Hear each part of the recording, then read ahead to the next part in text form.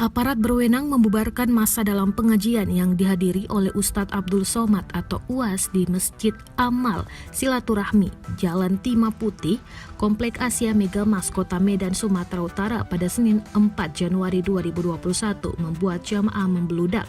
Petugas beralasan kegiatan pengajian ini memicu kerumunan massa akibat membludaknya jamaah yang dihadiri di masjid. Dalam kondisi tersebut, personel kepolisian dan Satpol PP kewalahan.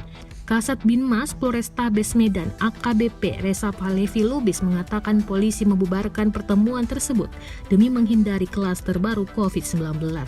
Kita hanya menjalankan aturan pemerintah untuk sama-sama mematuhi protokol kesehatan, untuk selalu jaga jarak, hindari tempat keramaian, gunakan masker, cuci tangan, pakai sabun, kata Kasat Binmas Polrestabes Medan.